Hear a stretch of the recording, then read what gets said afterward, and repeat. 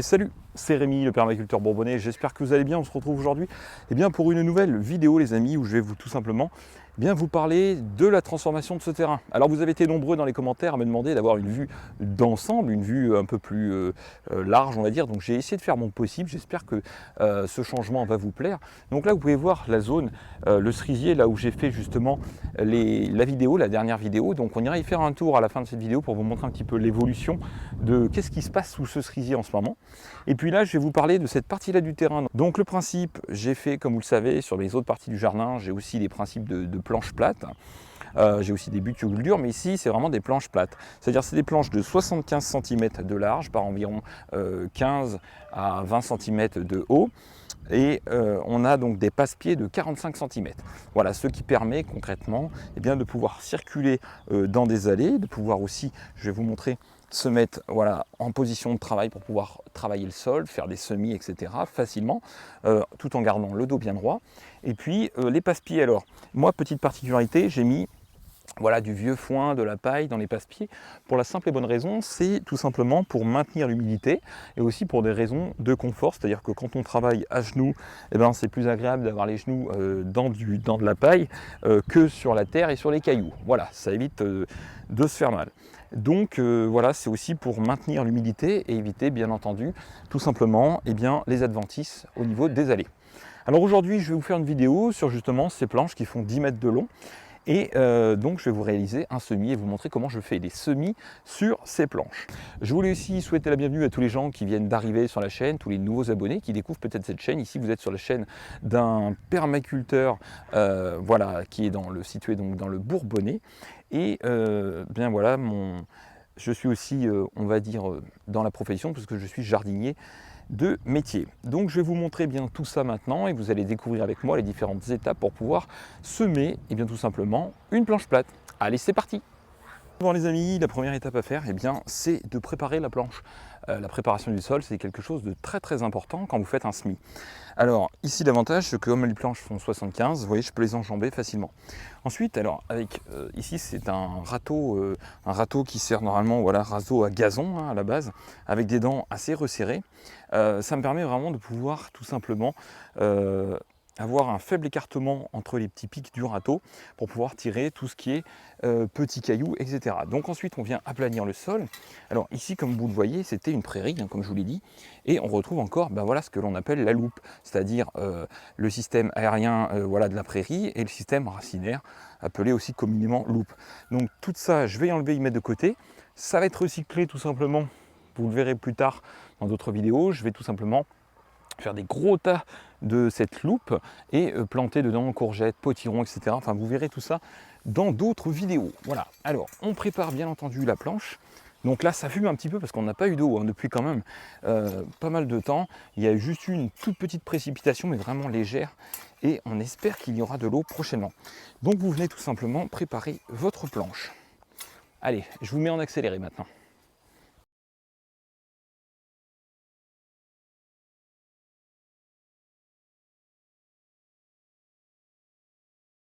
Voilà, alors maintenant, vous voyez que le sol a été préparé, donc il est vraiment très très fin et tout est parfait. On a enlevé le plus gros des cailloux, le plus gros de la loupe, et donc là mon sol est prêt à être semé. Alors déjà, ce que je vais faire maintenant, c'est qu'il faut que je prépare sur cette planche, il faut que je sache qu'est-ce que je vais mettre comme culture. Donc là, sur cette planche, on va mettre des haricots, des haricots nains, c'est la saison, vous pouvez les semer en fonction bien entendu de votre région, mais ici, dans ma région, c'est le plein moment. Alors moi, ce que j'ai ici, vous voyez, c'est des petits tubes en plastique. Je prends mon râteau, ici mon râteau. Donc c'est un râteau à 32 dents. Je ne vous l'ai pas dit, mais je vous le dis. Et alors, ce que je fais tout simplement, c'est que je vais, grâce à ce râteau, venir mettre des petits tubes de plastique, comme ceci, pour avoir la bonne distance. Donc là, par exemple, je vais calculer le nombre de dents que j'ai depuis le début. Donc là, 2, 4, 6, 8 dents. Et on va faire la même chose, 2, 4, 6, 8 dents. Donc là, voilà. Je mets mes deux petits tubes que j'enfonce comme ça correctement. Et là, j'ai l'écartement. Comme ça, ça me permet tout simplement de connaître l'écartement idéal pour faire mon semis. Donc je le positionne. Alors même si je ne vais pas droit et que je fais des zig et des zags, l'écartement sera toujours le même. Donc ça, c'est très important de garder toujours le même écartement. Donc je viens tout simplement faire le traçage de ma ligne. Voilà, vous voyez comme ceci, donc c'est vraiment pas compliqué. Je viens tracer.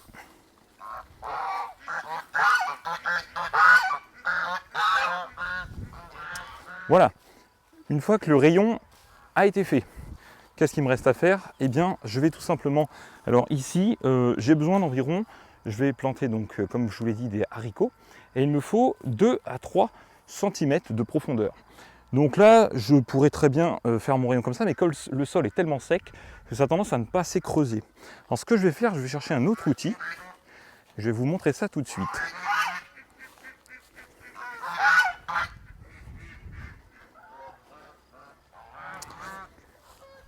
Alors voilà les amis, je vous emmène un autre outil. Donc ça, c'est un outil assez pratique puisque, vous voyez, ça permet d'avoir cette forme qui permet tout simplement de venir creuser le sillon. Donc ça permet de faire un sillon très propre et à la profondeur que vous souhaitez. Donc moi, je ne veux pas aller très profond, donc vous voyez, je reste juste en surface. En même temps, si pendant que je fais mes sillons, je vois qu'il y a quelques petits cailloux, quelques petites herbes, eh bien, je viens tout simplement les enlever. Donc vous voyez, je viens tracer mon petit sillon. Allez, je vous passe en accéléré.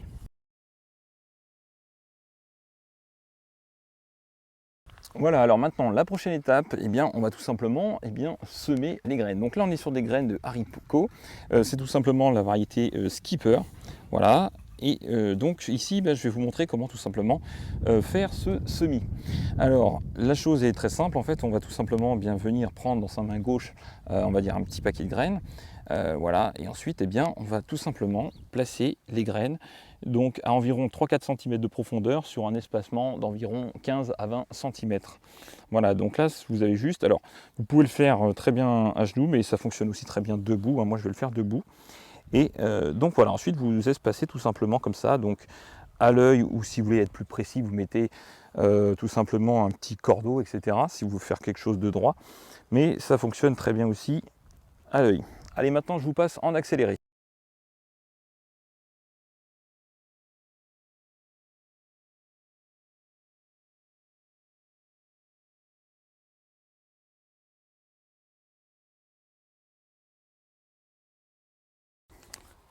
Voilà, alors maintenant on va enlever les tubes et très important, préparer la petite étiquette pour pouvoir marquer votre rayon.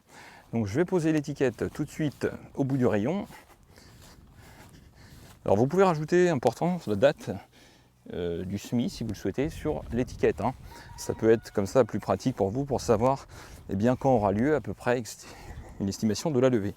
Ensuite vous venez tout simplement reboucher votre rayon avec un râteau en passant légèrement en surface pour recouvrir tout simplement la graine de 2 à 3 cm de terre. Voilà, donc c'est important de bien recouvrir chaque graine.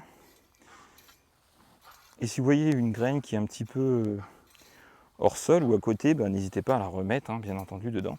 Pareil, si vous trouvez comme ici, je vais retrouver des petites loupes, vous n'hésitez pas à les mettre aussi de côté. Voilà, donc une fois que vous avez recouvert vos petites graines,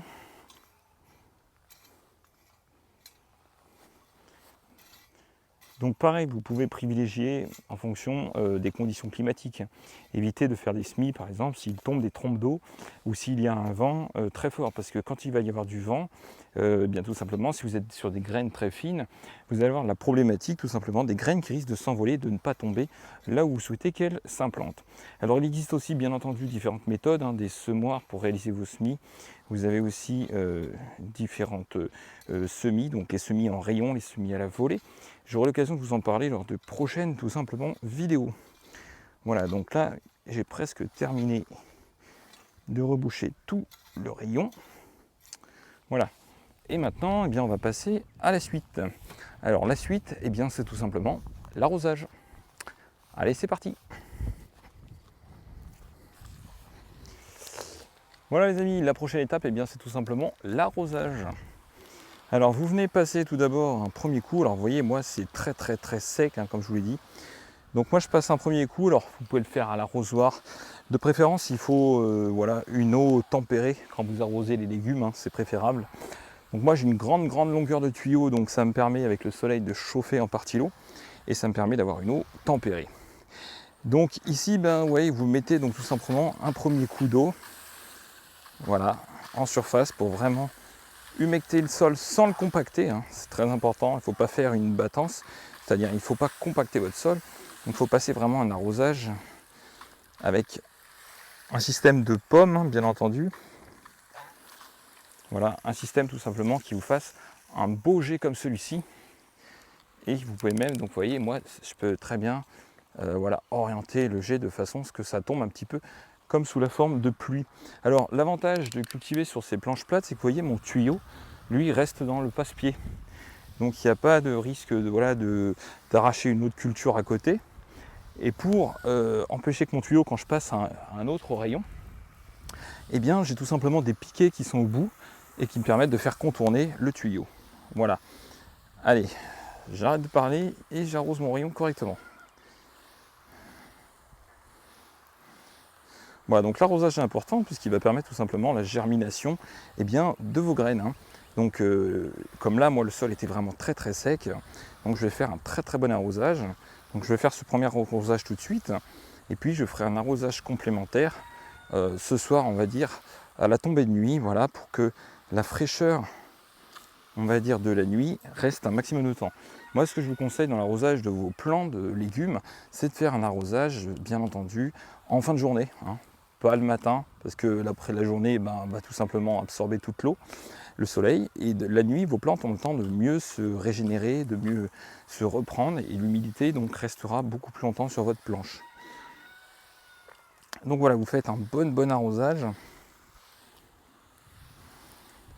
Et une fois que vous avez fait ce bon arrosage, et bien vous avez fini. Voilà, donc en tout cas j'espère que cette vidéo sur le semis en direct tout simplement de haricots nains de la variété Skipper vous aura plu. N'hésitez pas aussi à me dire si vous avez des questions dans les commentaires. J'espère que le cadrage de la vidéo vous aura plu. Alors l'avantage aussi c'est que vous voyez, lorsqu'il y a des précipitations, le fait que mes allées soient paillées, et bien tout simplement l'humidité, la fraîcheur reste au centre de ces allées. Et l'eau vient se stocker aussi quand il y a des gros coups d'eau, des grosses averses, ce qui me permet bien tout simplement d'avoir des zones de fraîcheur qui ensuite remontent par capillarité au niveau de la butte. Voilà. Donc très important quand si vous faites des planches plates, de bien laisser ce passe-pied et qu'il ait une bonne taille pour que vous puissiez circuler sans problème, et surtout pour éviter que vous ne marchiez sur vos planches, parce qu'il faut savoir que si vous marchez sur la zone que vous cultivez, vous compactez le sol, et du coup bien, vous allez vous créer un autre problème là où il n'y en a pas, alors que moi je ne marche pas, donc ça permet à la vie du sol. Ici je travaille sur sol vivant, voilà, donc là, bon, là le sol vient d'être travaillé récemment, donc c'est pas encore le cas, même s'il y a déjà quelques petits organismes qui sont dedans. Mais principalement, voilà, le sol va redevenir vivant. Le principe, en fait, c'est qu'au lieu de faire un labour mécanique, et bien ici, tout simplement, c'est un labour biologique, c'est-à-dire que c'est les vers de terre qui vont aller chercher la nourriture à la surface pour la redescendre dans le sol et amender le sol. D'où le fait d'important aussi d'apporter sur votre sol, en l'occurrence, un paillage pour certaines cultures. Comme là, voilà, ici, une fois que j'ai fait donc cet arrosage, je vais refaire un autre arrosage un petit peu plus tard dans la journée, et je vais tout simplement ensuite pailler avec une légère petite couche vraiment très fine, hein, de foin, la surface du sol, ce qui va me permettre de garder la fraîcheur. Voilà, et d'éviter de garder mon sol à nu. Alors le fait aussi de planter sur 75 cm, moi je plante très densément, c'est-à-dire que ça me permet, je vais vous montrer une autre planche qui a déjà été implantée il y a quelques temps, de salade. Et voilà, il y a vraiment une très forte densité de légumes au mètre carré, ce qui fait qu'en fait, ça forme tout simplement un couvert végétal. Ce couvert végétal va éviter, bien entendu, l'évaporation et garder une certaine humidité au niveau du sol. Voilà, allez, maintenant je vous montre ça tout de suite. C'est parti. On se retrouve eh bien, sous le cerisier qui était en fleurs il y a encore quelques temps. Et maintenant, les cerises commencent d'être formées. Pour vous montrer eh bien, ce petit jardin que je vous avais montré dans la dernière vidéo, le jardin tout simplement sous l'arbre. Voilà. Et donc, je vous montre ça tout de suite. Voilà, donc là on est, eh bien, vous reconnaissez le pied de l'arbre. Là, voilà des petits semis que j'avais réalisés. Donc là, vous voyez, donc tout est né. Donc tout ça, c'est de la salade, tout simplement. Hein. Voilà, donc là, j'ai à côté des pieds de salade, tout simplement, à couper ici. Voilà, de la feuille de chêne. Hein. Et puis, juste à côté ici, vous pouvez voir, et oui, je ne sais pas si vous voyez bien, oui, ce sont les pommes de terre. Alors là, ce sont des petites pommes de terre, parce que je vais vous montrer, j'ai d'autres pieds de pommes de terre qui sont beaucoup plus avancés. Mais voilà. Et ici, vous avez encore d'autres salades ici. Donc là, c'est de la rouge grenobloise qui est juste ici. Et puis à côté, voilà, vous avez différentes salades, encore d'autres petits semis là qui sont sortis. Et on va faire le tour de l'arbre ensemble pour vous montrer, voilà, ici, d'autres petits semis là qui sont sortis dans cette zone-là. Les petites pommes de terre, vous voyez, qui pointent le bout de leur museau juste ici. Et puis, je vais vous montrer aussi, donc là, voilà, les fraises qui avaient été repiquées, voilà. Donc les fraises, les échalotes, des ails aussi. Et ici, voilà, alors là, une fraise qui a un peu moins bien aimé le repiquage, parce que oui, tout n'est pas tout le temps parfait, hein, il faut le savoir. Et là, voilà, vous avez d'autres fraises, voilà, qui sont, eh bien, formées. Alors elles sont toutes petites. Je ne sais pas si vous les voyez, voilà. En sachant que ça, c'est un pied qui a été repiqué, donc forcément, il va prendre un petit peu de retard. Alors, je vous remontre de l'autre côté. Ici, regardez, toutes ces pommes de terre que vous pouvez voir juste là, voilà.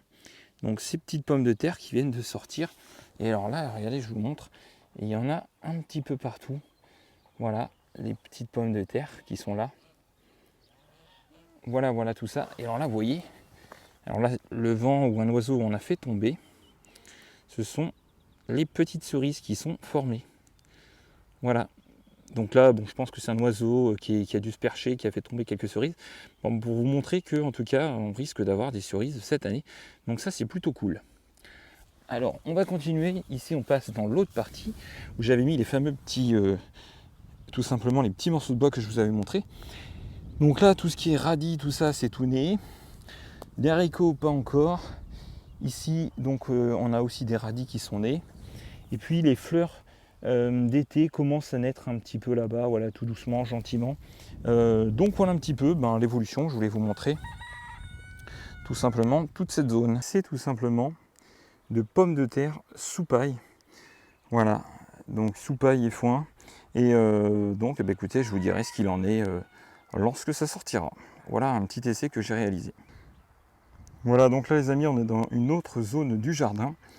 Et ici, voilà, et bien tout simplement les petites salades. Donc je vais vous montrer un point de vue d'ensemble. Voilà, donc là on a en fait 10 mètres jusque là-bas. Et donc là au total il y a 240 salades d'alignées, voilà. Donc 4 salades sur 75 cm de large. Donc voilà un petit peu ce que ça donne.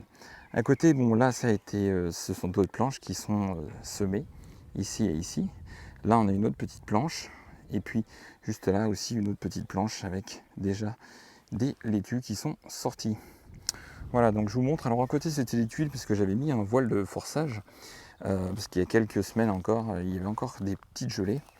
Et donc voilà, une fois que j'ai enlevé le petit voile de forçage, alors j'ai laissé la technique des grillages que je vous avais montré dans les astuces de culture. Voilà, donc ça c'est super pratique. Et voilà un petit peu ce que ça donne.